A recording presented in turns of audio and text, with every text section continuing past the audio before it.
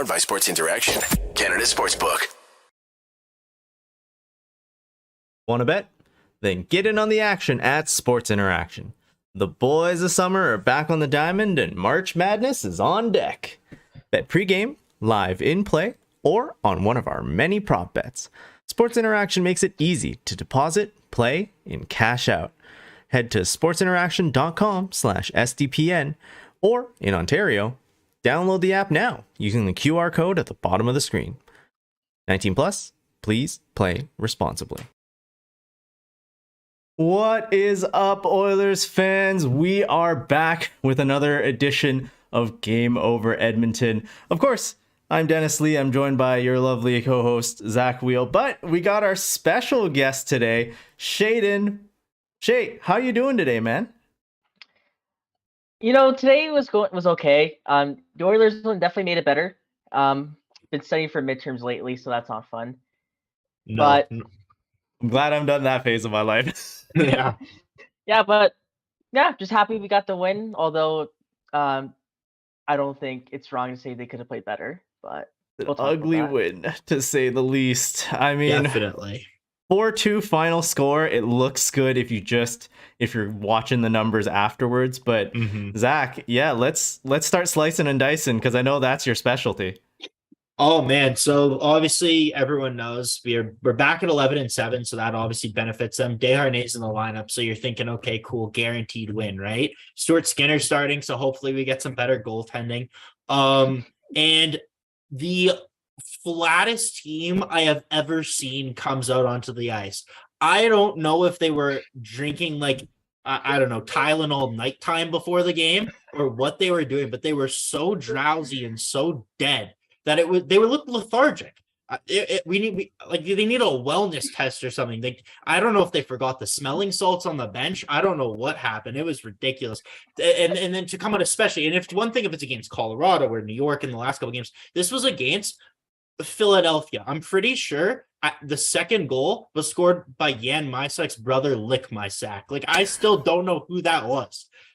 And yeah, no, that was a horrible effort. Thank God they came back to win the game. Obviously, I hate to sit here and nitpick a win, but I have a feeling that's kind of what we're gonna get into today.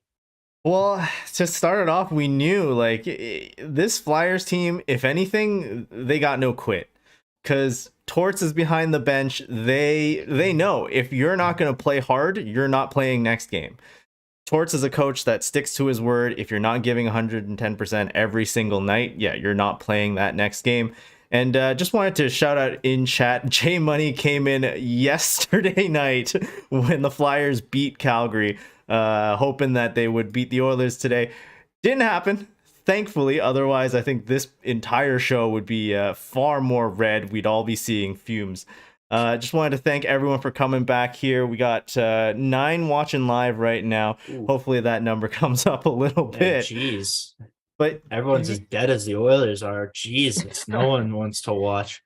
You know what? It's odd, right? Like, the Oilers showed up today like the entire team still had the flu. And obviously we know they're starting to recover from that.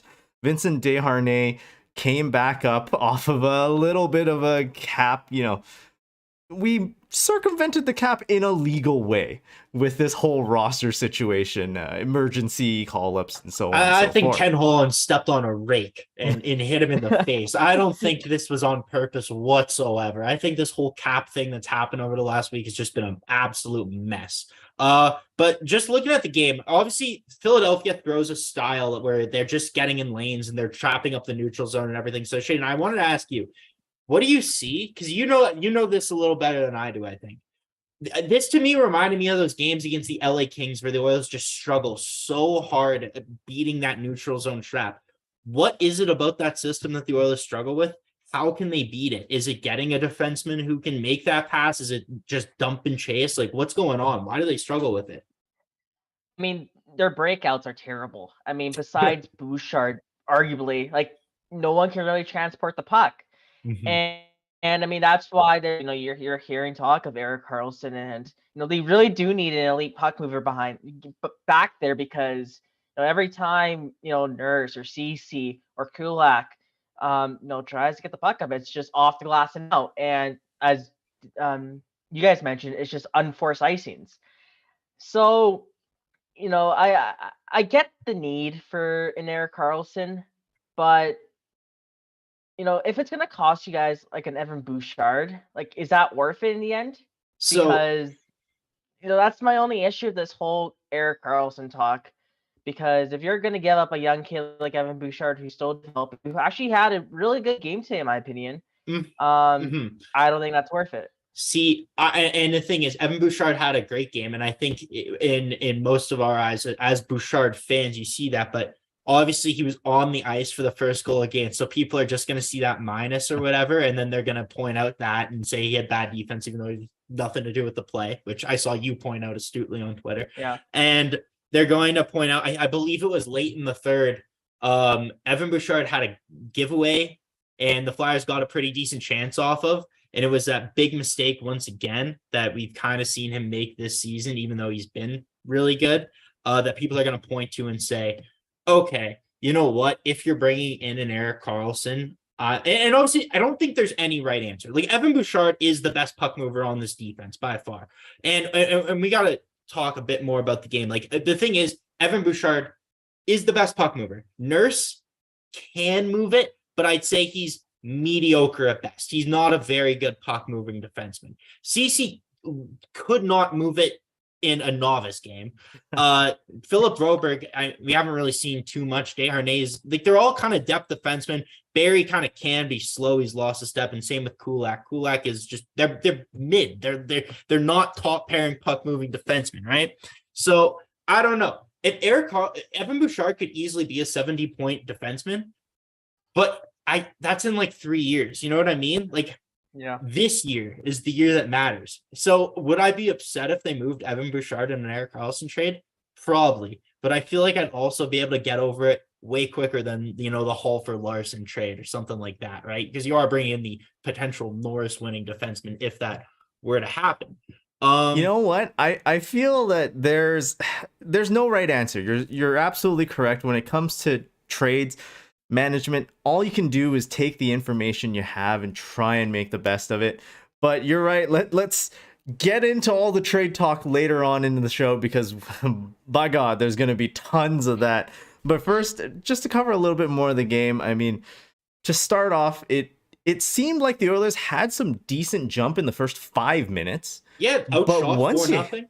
Yeah, once you hit that 5th minute into the game, and especially with, Cates, that first goal on the wraparound on Skinner, it's a little deflating for the team.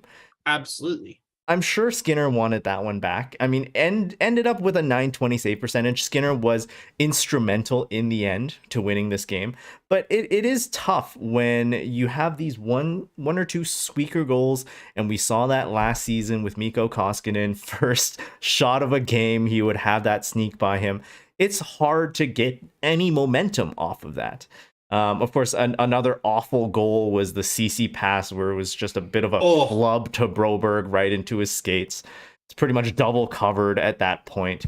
Yeah. Meanwhile, the other half of the ice was completely open, right? Mm-hmm. So you guys are completely right in that we need that puck-moving defenseman. Right now, the biggest issue is Bouchard's not having a good year, and you could probably say that, Ceci's not having a good year. But this is the year. The West is completely open. I think there's a big narrative out there that Bouchard's not having a good year, but if you look at the metrics in terms of all the Oilers defensemen, I'm sure Shaden can say this as well, Bouchard has been their best defenseman, just in terms of expected goals and whatnot, and creating while he's on the ice. The problem, it's a lot of the problem with that eye test, right? And the eye test obviously is, it can be good and it can be beneficial, but when something really big and really flashy happens at one moment of the game that will stick out in your memory, like Bouchard has a big giveaway, or, the minus on the score sheet, it might skew your perspective on it, where you look at Darnell Nurse, who kind of had some big physical flashy plays tonight, but from my perspective, I don't think he was very good at all. I think the entire defense struggled tonight. creating because of the way the Flyers trapped up the zone. So it's really tough to say, and it's an ongoing problem. And I think that's going to be something we're discussing really until after the deadline, because we really don't know how the Oilers blue line is going to look on March 4th. So yeah, it's a real interesting thing. But the thing is today, what essentially happened in the first is Philly forced the Oilers into playing their game. They were slow. There were no rush chances whatsoever. I said this to the guys before we started the show, but I'm pretty sure, and I'm a noted Devin Shore hater. Devin Shore had the two best chances 5-on-5 in the first 40 minutes, 10 shots through the first 40 minutes against a team missing. They were already one of the worst teams in the NHL, and they're missing $25 million worth of players. Like, you quite literally couldn't make up a worse team. This is the Lee Valley Phantoms or whatever. But like, and the Oilers were going. You would if you didn't know anything about hockey, you would have no idea that the Oilers had some of the most skilled players in the world on that team. Like, for the first 40 minutes, and like I know you brought up that first goal on Skinner, Dennis. Like, just as much as it's on Skinner, like, again, bad goal for Skinner, shouldn't let that in no matter what. But Leon could put a little bit more effort behind the net and tying up the guy, because I'm pretty sure Cates was his guy coming around the net. You tie him up, you block the pass, whatever. That doesn't happen. But anyways, I'm not sure. Shaden, what did you see in the first 40 minutes of play here? Well, just on that Cates goal, yeah, like that was Leon's guy. And no, I was gonna mention at the start of the podcast, I don't know what's up with Leon. Like, I know he's putting up the points, and I mean, obviously he's gonna hit like 120 points, which is awesome. But there's something off, and you know, whether that's lingering effects from the high ankle sprain, whether it's another issue, like, I don't know what's up, but he hasn't been the same. For the past month and a half, I've been seeing him blindly backhanding passes in the zone. They're getting picked off. Like, this guy's I don't care if I'm being biased. He's the best passer in the league. When he's on his game, he's the best passer in the league. Absolutely. And for some reason, his passes aren't going through. And, you know, going to another conversation, how you're talking about after the first 5 minutes, Philly just outworked us. I don't know who mentioned it. I think it was either Gage or Stauffer, but they said will over skill. That's true. Like, you have the most skilled players in the world, but if you don't put in the work ethic, you're going to get crushed out there. And that's exactly what happened. He had 10 shots in the first 40 minutes. They woke up in the third, had 17 shots on net. Like, I don't know what is it with this team. And it's been a trend for years too. Like, they really never show up against teams that are below them in the standings.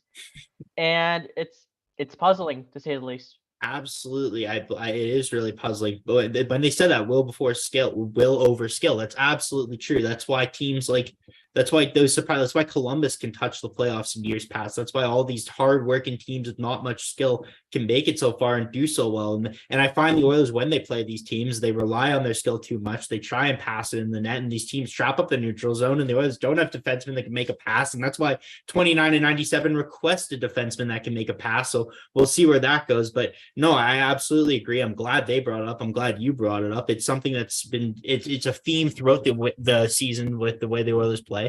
They definitely need to show up. It comes down to effort. It just comes down to effort. It was so sloppy. Whether it was Leon in the first period, I counted 3 backhand passes kind of at the opposition blue line that just went the other way. Then first shift of the second period, you think, okay, they're going to come out harder. No, Leon again, backhand pass, picked off, Flyers chance the other way. Like, I don't know what it is with him. And I think maybe I think you are right. There is an injury there. He has not been 100% all season. It is clear he's not nearly as dominant in the offensive zone. You see it in the way that he skates. He's just not as, he's never been a mobile guy, but he's not as like elusive with the puck, if that makes sense. Like, it's almost like the Flyers are poke checking it away from him in years past, when he would just go around these guys, no problem. Like, McDavid would do those drop passes to him kind of when they're doing their like weird reverse cycle down in the corner, and Leon would be able to evade traffic. But this year, it seems like more often than not, Leon's running into a stick, running into a body, and it's going the other way, right? Even though he is putting up the points and he is still a great player.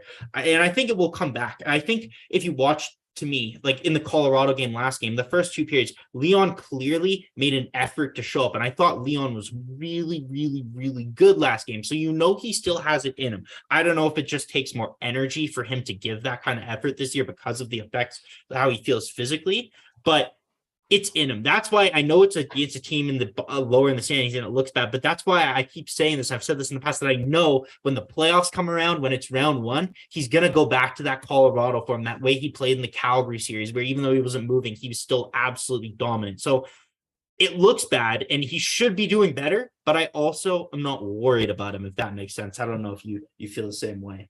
I was just gonna say, it feels like he saves his best for like better competition. That makes sense. Against Tampa, Yeah. he was great. I noticed against I think it was the Rangers. He was good against the Rangers, but it's like games against Columbus in Chicago. Yeah. It's like, oh, it's like, come on, Leon. You're like, no offense to the players on those teams, like you're so much better than them. Like you could be doing way, way better. And but I agree. Like when game 1 of the playoffs comes around, whoever we play, I expect him and everyone else to take a huge step in their play. And I mean, we've seen what playoff Leon can do. I mean, hell, even Zach Hyman, like who had 12 goals last playoffs. Like, the Oilers have a bunch of guys that show up come playoff times. It's just really frustrating when you see poor effort consistently for them. But Dennis, you go ahead. Yeah, one of the key things that we've been noticing, especially against these teams where, the Oilers aren't really matching their effort level, is the dominance of the third line, right? The McLeod, Fogle, those guys are constantly trying to make a name for themselves, constantly trying to push themselves to the next level. So they don't take any games off. It's the same reason why the NHL All-Star Game pales in comparison to the AHL All-Star Game, right? Younger guys just have a little bit more drive and they're trying to push themselves into that next level, into the limelight, so they're able to push themselves into that role. Like, I don't fault Draisaitl for saying, hey, maybe I take a little bit of a step back, but in the end, when you're down like 2-1, he's still playing a ton of minutes. Leon played 21 minutes tonight. So as much as I don't fault him for it, you got to show up and you got to start skating a little bit harder, less gliding on the back check. In the beginning of the game, he had 2 great back checks, but that just all went away.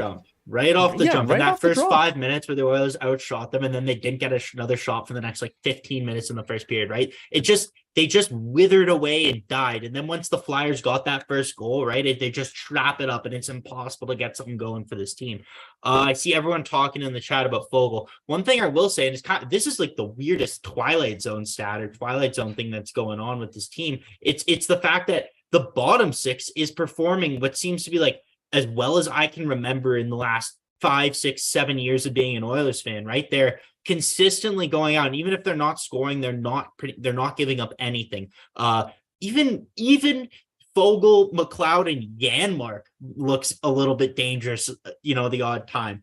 I know Shaden's not the biggest Janmark fan, but yeah. To say the least. No, exactly. But I thought it's really, really good. And then you go and it's Leon who is on the ice when the goal goes in, right? That's the killer. This is like Twilight Zone stuff. We're leaking goals from our top 6. It's the big dogs that are having the little errors and whatnot. Heck, so, I mean, Derek Ryan chipping in on a couple games. Devin Shore tonight, he didn't play awful, given your standards, Zach. Oh yeah, dude. The last 2 games Devin Shore has played might be the 2 best games I can remember as Devin Shore as an Oiler. He wasn't a black hole with the puck. He actually made plays. Again, I think the best chance this says how well the Oilers played. The best chance 5-on-5 in the first period was, I believe, Devin Shore took a shot and Jesse almost redirected it in. And then in the second period, Bouchard took a shot and Devin Shore almost scored it, I believe.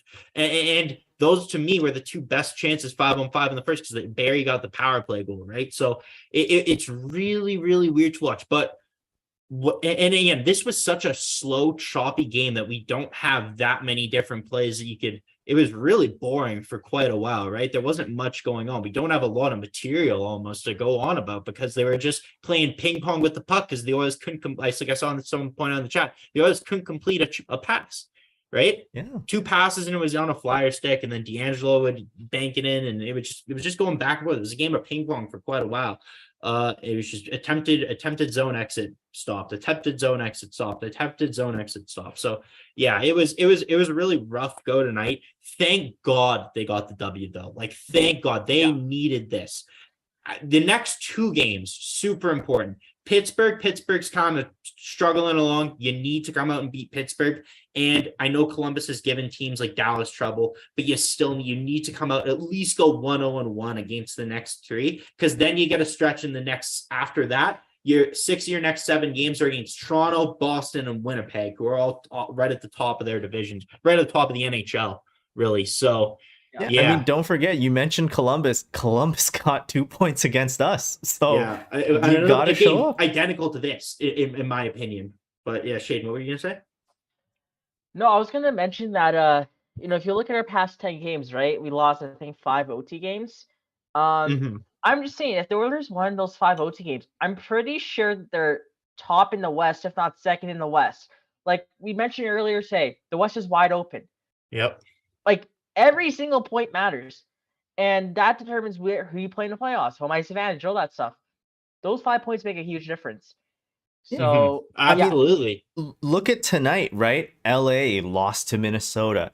Vegas lost to Chicago. Yes, it was in overtime. Still swear that Patrick Kane goal should have counted. The buzzer beater. But yeah, the West is so close right now, and it's there for the taking. Before this last 5-game stretch, we were already saying like the Oilers could top the division after these couple of easier games. They still can.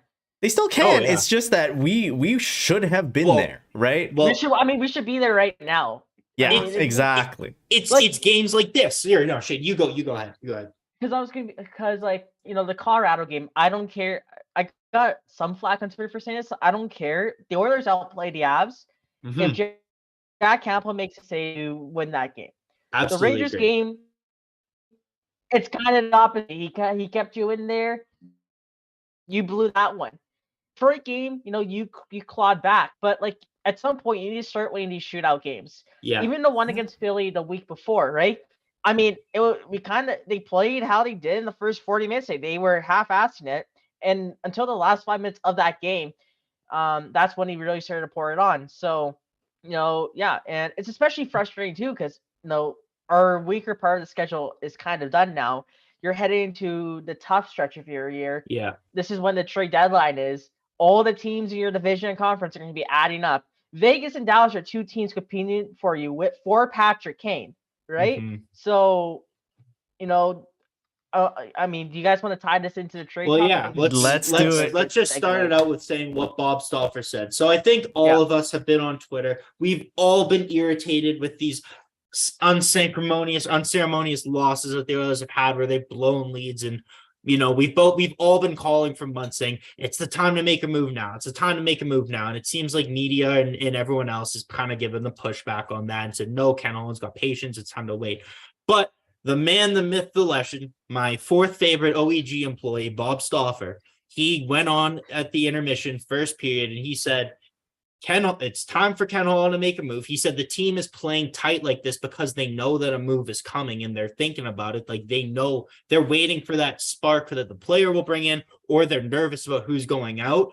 I'm not sure what he exactly implied there with that, but that's kind of what I took from it. And then he said, Ken Holland on the broadcast to everyone watching the game across the NHL, that Ken Holland is a very well compensated man. And the time is now to go get it. And Bob, if you don't know, like I said, works for the Oilers. So for him to say that, you're telegraphing across the league, like something's coming. And it better not be Devin Shore being sent down tomorrow, right? Like that can't be the move. So something bigger is coming. And I don't know if it's Patrick Kane. Apparently Patrick Kane still hasn't had a sit down with the GM of Chicago to tell him what he wants, even though it's been rumored that Edmonton is one of the top 3 destinations. I don't know. But yeah, no. Let's start it off with this. Because there's obviously the trade talks just ramping up. Where midnight tonight will be 9 days away from the deadline day. Shaden, if it was up to you, what is your ideal Oilers deadline look like? All right, so I posted tweet similar to this a couple days ago. I think there's three needs that the Oilers have to fill: a top 4D, a top or middle six winger, and the PK is bad. So I think they need a bottom six PKer who can also chip in 5v5. There's a lot of names floating around. Who knows at this point what's happening with Jacob Chikrin, right? I mean, he was supposed to be traded like 2 years ago, and he's been scratched for almost like half a month now, and still no movement on that front. He's gonna retire before he leaves Arizona, right? He was practicing today. Imagine he plays in Arizona's next game. If I'm him, I would be so pissed. Oh, that was ridiculous. But anyways, continue, Shane. So, for top 4D, I mean, there's the Carlson rumors, even though I think it was Sir Valley who reported today that it's not likely going to happen. Maybe that was Pagnotta. I forgot who. It was Pagnotta. Yeah. So we can get into that. The guy I'm eyeing is Matthias Ekholm. And I know that his contract is kind of iffy considering the fact that I think he's like 32 or 33. But this is a guy that's going to make your team better. He's a full-on shutdown guy. I hate using this term, but the guy has playoff experience. He's been to a cup final in 2017. And, this is exactly the type of guy they need. It would allow Kulak to slide back down to the third pair, and then you could probably use Broberg as a seventh defenseman. And it just makes your D corps so much more balanced. It takes the pressure off Nurse. Like that's the guy I'm looking at for Edmonton. Yeah, I described. So when I was talking about Matthias Ekholm earlier today, and I like Ekholm. I think Ekholm's a really good defenseman. I think Nashville, they love him. They're going to ask for the sun of the moon. I think they're going to overvalue the shit out of him. To me, Matthias Ekholm's almost the perfect combination of Klefbom and Larson. You know what I mean? He's a little bit more offensively oriented than Adam Larson, but he still has that big, mean, just dick, Swedish energy on him, right? So he is he would be an awesome fit here, right? And I know they would try and trade for someone like Tanner Jeannot too, who would be really good and had 20 goals last year, I believe. So that would be good. To me, in my mind, and I understand, okay, it's realistic, and maybe Ken Holland's abacus doesn't go to 8 figures or whatever, so maybe he won't be able to figure out this year, but if the potential Norris Trophy winning defenseman said, he said that he will waive his no move clause to come to Edmonton, which I don't know how long everyone's been here. Not many players do that. Not many players that good do that. So for him to say that is huge. You need to move heaven and earth. I don't care how hard it is. Again, as Bob Stauffer said, you're a very well compensated general manager. That made me laugh. You're a very well compensated general manager. You need to do whatever you can, whether it's moving out Tyson Barrie, who's been good, who's been fine, but Tyson Barrie is I said this earlier, it's like comparing Jean-Gabriel Pageau to Connor McDavid. No problem with Jean-Gabriel Pageau, but not even in the same stratosphere as Connor McDavid, right? Like it's apples and oranges, two completely different things. This guy, if San Jose is dying on the hill of, okay, we only want to retain 20%, what I say, and again, how realistic is this? But again, I'm not paid $5 million.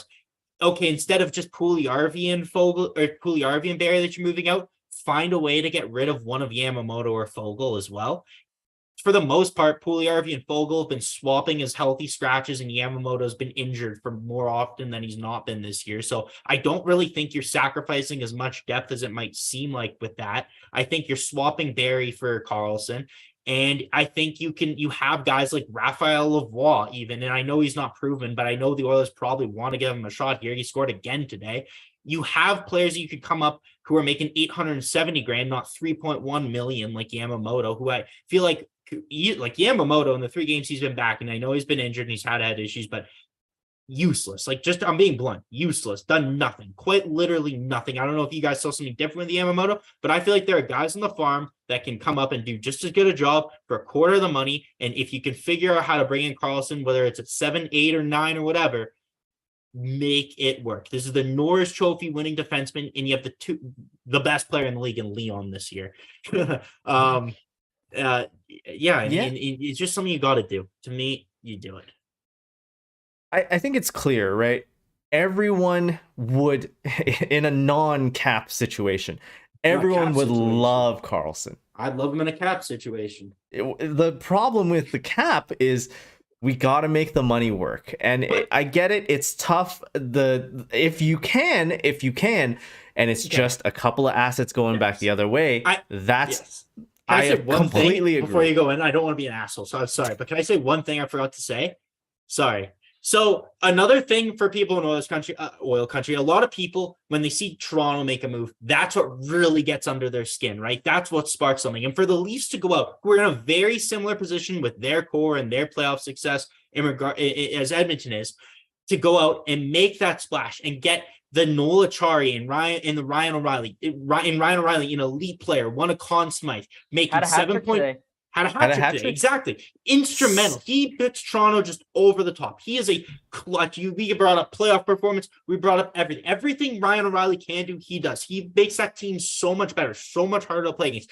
The Toronto Maple Leafs, when they traded for Ryan O'Reilly, where they were in LTIR, just like the Oilers. They had $1 million in salary cap space. They figured out how to bring on a $7.25 million cap hit and Noel Acciari, however much Noel Acciari makes, without getting rid of anything off their roster. They made it work. If they can make it work, you can make it work. It can be done. That's why it frustrates me, and I'm sure many other Oilers fans. No one's going to hear a dollar in, dollar out, or all this other garbage. But it's just absolutely, like, it's not true. Like, yes, in theory, dollar in, dollar out. But there's blatant examples that happened 5 days ago. If you own a TV, you know it's possible. Because, like, if you have a cell phone, you know it's possible. So, sorry, and Dennis, I'll let you go back on what you were saying. But I wanted to bring up that caveat that with the cap, even as tight as it is, it can be done. You just need to be able to be creative. You need to be able to think.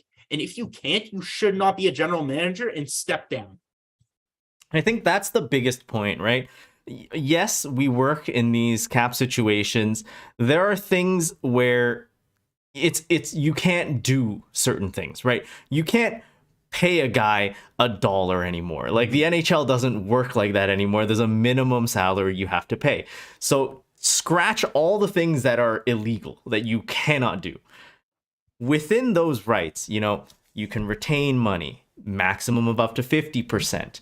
You could get a third team involved. They can do a 50% of what's left over. Within that set of rules, that's where you operate. And the next thing you have to look at is what's going back the other way. I think Toronto is a great trade because, like you mentioned, it was mostly picks going the other way, right? They didn't hurt their team's roster at all. A lot of people are calling on the fact that, hey, if we bring in a Carlson, half this team is going to be gone. Well, no, like, strategically, you're going to have a couple guys that are probably gone for cap reasons, not so much for, trade value reasons. But you have to see those for what they are, right? If San Jose says, all right, I'm willing to retain 40%. And Mike Greer has said that he's not willing to do anything beyond blah, blah, blah. That's all BS. There's conflicting reports with that, right? Like, no one knows actually what's going on within that conversation between Holland and Greer. I've heard that retention is no issue, and it's just a matter of what the Oilers are offering. But we've also heard that, nope, they will not cross that 20% threshold, even if they were offering Connor McDavid, right? Like, we've heard it both ways. So you don't really know what's going on. MGD made a great point, and I'll let you get back. And I just wanted to acknowledge this. He does say that the difference between the Leafs trade and the Oilers trade is that the Oilers are targeting people with years left on their contract, right? And it does make it harder. The third party is almost impossible if you have years left on your contract. But we're not saying to not take people off the roster, and we're also not you're not offering up people with no value. Tyson Barrie has value around the NHL. San Jose could acquire him and flip him tomorrow. The Oilers could probably send Tyson Barrie out for a draft pick and just use that draft pick in the deal to get Erik Karlsson. Now, is Ken Holland that creative? Does he have that patience? Is he willing to risk it and not get Karlsson? If you trade a defenseman away in a playoff run. There's things I wanted to let Shaden jump in on this because I've kind of been hogging the mic and you as well, but that's kind of what I believe. You have to get something done. The time is now, like not on deadline day, like in the next couple of days. Sorry, and I'll let you. The Pugliarvi bullshit that's going on right now. Like, is he every day checking waivers right at noon? Is he going to be waived? Is he not running the short roster because you're kicking the can down the road? Like, you have fucked with your team so much in the name of cap restrictions. It's game 56 now. Game 1 of the regular season, they were running a short roster. You should have had this shit figured out by now. Like, I don't know what is wrong with them, but again, I said this before, Joe from Stony Plain could figure out these cap things with Cap Friendly and a scientific calculator from the dollar store. Like, really, it's really not that difficult to see what needs to be done. And again, I'm armchair GMing a bit and you whatever, but there is a path to doing stuff if you're willing to pay the price. I hear a lot. Sorry, one more thing. I hear a lot of people saying, "Oh, I heard on Oilers Now today that the price for defensemen is too high, and the bargains might not be there with the forwards. The bargains might be where the forwards are." Sorry. No one, I don't think there's any Oilers fan asking Ken Holland to go pull off a Hall for Larson heist. No one wants him to rob another team blind. No one wants him to win a trade outright, right? That's not, and we want him to win the trade, but that's not what we're saying. We don't want him to get a steal. I think everyone is comfortable giving up your first, your second, another first, but we'll go. If it means you're bringing in a player that has an impact, I think impact is way more important than the bargain. That's what you should be concerned with, impact, not the price. If the player is as impactful and he's worth the price, absolutely, by all means, it's time to pay up. It's time to do it now. Now you guys can go. Yeah, I mean, key point. Chin, go ahead. Oh, sorry. I was just gonna say, like if Holland just stays quiet and adds, Shane Gostisbehere, brings back Dmitry Kulikov, and on the forward core he adds a Nick Bukestad, who, I mean, is fine, but like honestly, that should cost him his job. I know that won't happen, but like it's possible. It should, because like, you're in year 8 and 9 of 97-29. The West is wide open. Yeah. McDavid's on pace for numbers you haven't seen since Lemieux. He's gonna hit 140 points. He probably gets 60 goals. I mean, we've mentioned Leon, who's been underwhelming, but he's still on pace for 120. Hyman and Nugent-Hopkins are gonna hit 30 goals, maybe 40. They're gonna hit 90 points. Maybe and like 100. the bottom. And like we said, the bottom 6 has been a positive. And since January 1st, 2023, this team has been top 10 in defensive stats and expected goals against and all that stuff. They're top 10 in each category. They're like, unbelievable. It's this, like, I don't really get the narrative where we're a bad team. Are we a lazy team? Yeah, we're pretty lazy. We saw that today. But when this team is on their game, they're an easy conference final appearance. And adding an Erik Karlsson, adding a Jacob Chikrin, adding a Patrick Kane, that increases the odds of you winning a championship this year. Mm-hmm. And like they can't sit around. There's no way you can sit around this year. I agree. If you were ever going to bring in a needle mover in McDavid and Draisaitl's tenure, the time is now. The stars have aligned perfectly. The West sucks. Like, the Oilers keep losing, and they're literally 4, 5, 6 points out of first in the West. Like, it is so right there for you. And I know we talked about this hard stretch coming up, but after this, so after they play the Boston, the Torontos, and the Winnipegs, then it goes to a bunch of San Jose's, a bunch of Anaheims, and you're back to those really light opponents. I think you play Phoenix or Arizona a couple times. Like, it does get lighter. You're going into the tough stretch. The moves need to come. I think there's a sense around Edmonton that everyone knows that these moves need to come. This is the first time I can really remember that a lot of media members and people from TSN, people outside the market, calling for a big move. And I think the best way to frame this is the way that Craig Button put it on TSN. He said, the cost of not helping this team and getting just like you said, a Gostisbehere and a Nick Bukestad or whatever is much greater than actually paying up your assets and paying your first round picks. The cost of not doing anything is much greater than doing something. the time is now, and I think it should cost. This is career. I shouldn't be. It is a career-defining moment in Ken Holland's tenure. When he won his cups, when he made his moves before, there was no salary cap, whatever. He was gifted talents on long deals, and we can get into the whole Ken Holland debate another day. But this is he's with the Oilers now. He's the Edmonton Oilers general manager. He is in the Hockey Hall of Fame.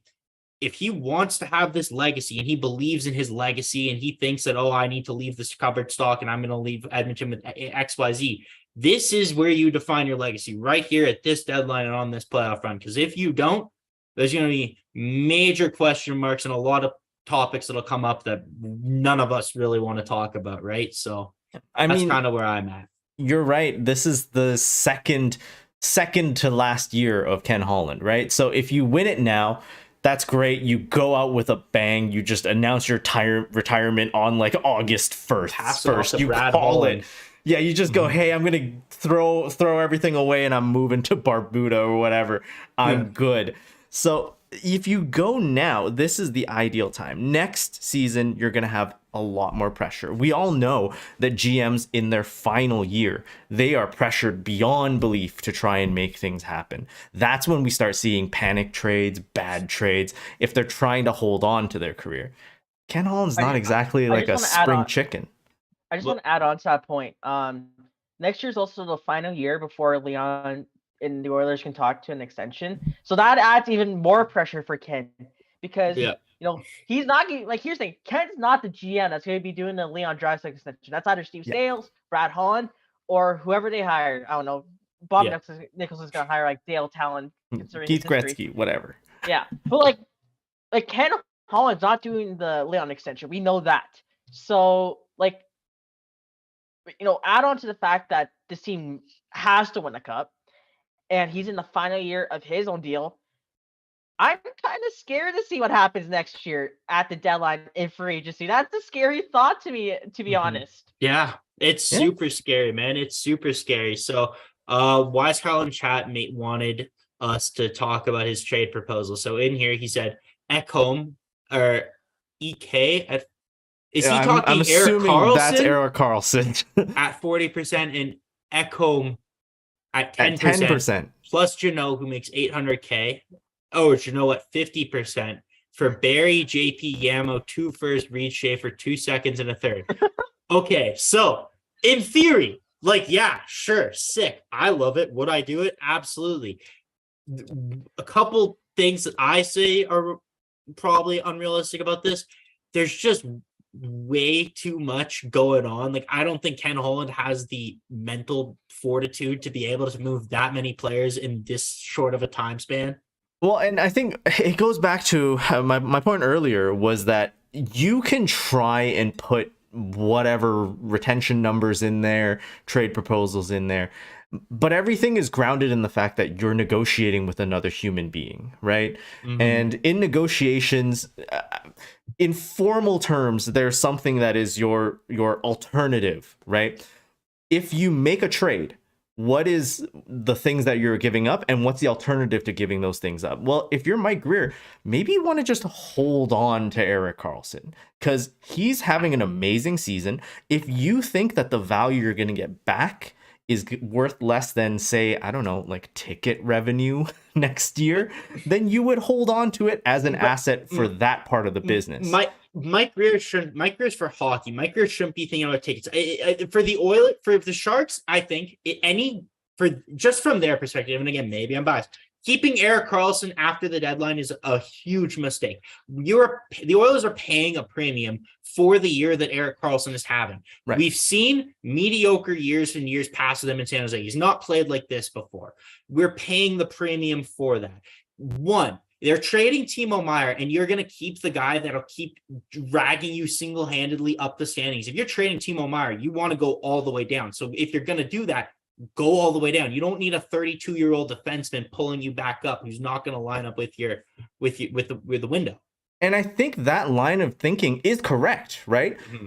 But another line of thinking could also be correct. That's what I was getting back to in terms of management. There's no definitive ultimate answer because we're working with imperfect information. We don't know what's going to happen in the future.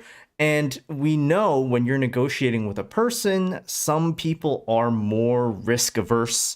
Some people are more willing to jump in and say, you know what, I'm willing to gamble on the fact that I'm going to draft well. With my firsts, my seconds that I get back for Erik Karlsson, I think I'm going to draft amazing players and we're going to build a franchise right away. We're going to turn it right around. And it's going to happen before my negotiations with my owner when I have to renegotiate my GM contract. Sometimes it depends on the party that you're negotiating with, right? And we can see that happening with, I mean, like Bill Armstrong, for example. A lot of guys are proving to be maybe a little bit more stubborn. And you're right. I think it's in the best interest to move on from, I mean, you mentioned Timo Meier, I think Erik Karlsson, Jacob Chikrin, all these guys, it's in their best interest to, but I'm not that GM. So whatever they're thinking, if they find that that value's not there, they might nix a trade. There's a reason why Jesse Puljujarvi isn't on waivers, isn't already out of Edmonton, right? Ken Holland wants to hold on to this asset. And as much as everyone agrees, maybe the cap freedom is something that you would value. He thinks differently. And we're all aboard this wild ride of NHL GMs and what they want to do. Let's just one thing about Karlsson. Sorry. No, you go one thing about Karlsson, right? Like he's not going to have this type of year again next season. So Edmonton literally has all the leverage here. You know, if I'm San Jose, and if Edmonton is offering me a subpar package, honestly, I think at that point you have to take it because like 6 months ago, Karlsson was a negative asset. Yes, right? He had an anchor. I was gonna make he had the an same anchor point. of a contract, and that's he's gonna probably regress back to that next year. Maybe not, a 30-40 point guy, but maybe like no one knows. He could turn into a pumpkin or he could keep it up. Like there's literally it's a coin flip. It is a coin flip. So for Mike Grier to hold on to it, I'm so glad you brought that up. It's such a risk for this franchise because if he regresses next year and they can't get rid of that contract and they're stuck with it because they need cap flexibility. They still have Mark-Edward Vlasic under contract for the next 2 years. They have, I think they're in LTIR and they only have like $700,000 of cap space. And have you seen their roster? It's absolutely horrible. It's horrible. So they want the flexibility. If it means paying, okay, I hear the people, no one wants to pay Karlsson $20 million not to pay for you. Okay, well, you're gonna pay, you're paying him $20 million to pay for you, but you're also saving $35 million on the end of the deal, right? That the Oilers are gonna have to pay. So it's not like they're just sending him out the door for nothing. You're getting tangible, really good assets back. And this might be your only other chance. The only other team that I've heard connected to Erik Karlsson in any sort, and it was something like, okay, maybe in the summer they'll be interested and maybe they try to make it work if they move money around, was Florida. Florida doesn't have a first-round pick till 2026. I do not know what they're giving up for Erik Karlsson that the Oilers can't. They could be any package Florida has. So I think this is a lot of hardball and posturing by Mike Grier. Like you brought up that David Pagnotta, they're far away. The San Jose only wants to retain 2 to 3 million, and the Oilers want somewhere closer to 5 million. What that could be is someone in San Jose going I'd probably be San Jose going to Pagnotta saying that stuff in hopes that someone in the Oilers front office sees that article and it gets them back to the negotiating table. Okay, we're not that far away. This is the thing. And it's all posturing. Like we don't know. The media is used by the players, by the agents, by the teams. So that's why everyone hears different things. That's why there's so much conflicting reports going on. No one knows what's happening. Let's touch on, we're running a bit long here, so let's touch on a few trade proposals in chat, and I think we'll call it a night here. Sound good? Sure thing, yeah. Sure. Yeah, so let's see. Mick Nader says Karlsson for Barry with 50% retained, Yamo a first, and then Patrick Kane 50% retained for JP first and Holloway. So I think you're overpaying for Kane. Yeah, that's a definite overpay, especially what we're already hearing in the market. It won't require a first for Patrick Kane at all. Like that's what we've been hearing, and there's only a handful of suitors. There's no real need to. Patrick Kane is a star player, but there's no real need for the Oilers to outbid and overpay for a guy like that, right? That's not our pressing need right now. Shaden? Yeah, I agree. I mean, I date back to your proposal last game over. I think you said Fogle in the second could get you Patrick Kane, and I That's what I would agree. do. Yeah, like I mean, just get another team to be a broker, get him at 50% retain. He's at I think at 2.8 or 2.7. Like it's Yeah, not that hard. it's Like exactly Throw him a Fogle's fifth. salary. Yeah, get him the third retaining It team, would give be him the a fifth same. or It would be something. relatively the same as what the Leafs paid for Ryan O'Reilly, just because Patrick Kane, I think, is paid in total like $2 million this year. So in actual Yeah. cap, it's nothing. So it would be a very late round draft pick to get someone to facilitate a deal. And I think someone from Montreal said that they were trying to facilitate the Toronto O'Reilly deal, and it didn't happen. But there are a bunch of people out there, a bunch of teams out there trying to facilitate these UFA salary cap retention deals. Wisecow says Yamark and a third for Barbashev at 50%. I think Barbashev is going to get a first from someone. Yeah. I don't think that's going to happen. Ekholm at 15% retained for Barry at first, second. I think if you're bringing in Ekholm makes is below the threshold of Carlson, where I don't think they would want to move up Barry in an Ekholm deal just because they're different hands. You still need a power play guy, so yeah, Ekholm to me is, if you're bringing in Ekholm, it's one of the forwards going out. And you're trying to get as much retention through like futures as possible. There's apparently 6 teams that are apparently wanting to get picks from the bank. Yeah, no, there's teams out there: Anaheim, Arizona, Montreal, Minnesota. I bet you St. Louis would do it eventually if they clear enough cap. There's people out there. There's a bunch of good trades. I see one from Meyer. I don't think the Oilers can compete with the offers that are out there for Timo Meyer. no. Yeah. Well, yeah. It's tough, right? Because we as fans can speculate a lot, in media we can speculate a lot.